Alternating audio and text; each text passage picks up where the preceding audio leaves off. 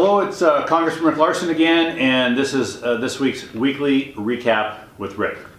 Well, earlier this week, the President gave a joint address to Congress, and once again, it was a speech filled with lies, with misinformation and disinformation. What it wasn't full of is how he's going to help lower costs for average Americans every day. In a 100-minute speech, the word is he spent less than 2 minutes talking about the costs average Americans are facing. Now, in my district, we've seen gas prices increase 12% since January 20th, Inauguration Day.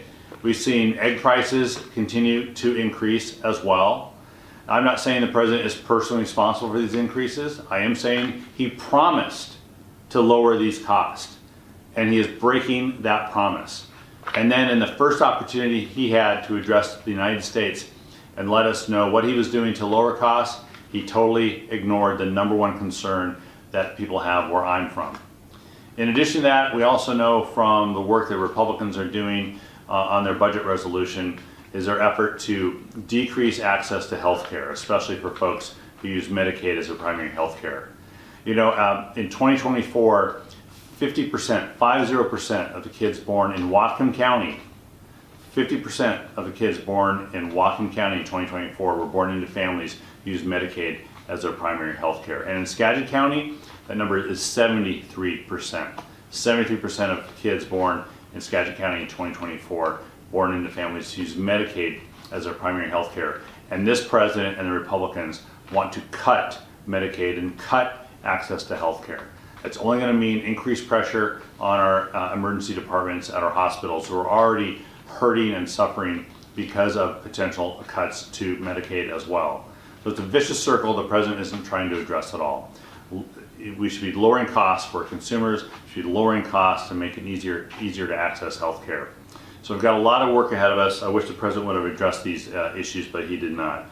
Another issue is that actions speak louder than words, and Trump's tariffs on Mexico and Canada will as well raise costs for families in Northwest Washington State. Again, for a president who ran on lowering costs, on lowering inflation, the only actions he's taking now are to increase costs for people by increasing tariffs on the products that you buy every day. And we're going to see these the cost increases from the Trump tariffs go into our prices for food and prices for gas and prices for the things that we manufacture in the country and of course in the Pacific Northwest. So I've supported a resolution that Representative Gregory Meeks from New York State has put on to terminate President Trump's claimed authority, the authority that he claims to have to indiscriminately raise tariffs and therefore raise the price on the goods that you purchase every day. The Republican budget isn't making it better, it's making it all worse, and I'm fighting hard against the Republican budget. So instead of lowering costs for you all, what we're seeing is that the Republican budget and the Trump budget is an attempt to scrape the federal budget to help pay for a tax cut for the richest Americans and the largest corporations. And I know this is true because this is what they did in 2017. We're seeing that same playbook. This is the sequel to a movie that we didn't like in the first place, and yet they're moving forward on it.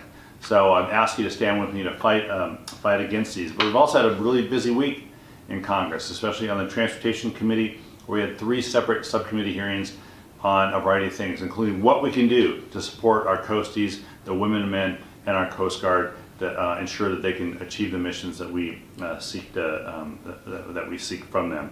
I talked with representatives from Whatcom, San Juan, Island, and Skagit counties today about their local priorities and the needs that you all have. I heard from our local firefighters as well, who are concerned about collective bargaining and concerned about safety on the job. And importantly as well, I met with Secretary of Transportation Sean Duffy. We had a really good, candid conversation about the concerns I have, the direction that the DOT is taking, but also here's some positives from the Secretary about how we can work together and continue building the next generation infrastructure for this country. So I'm at work for you here in Washington, D.C. That's this week's recap with Rick, and I will talk to you next week. Thanks.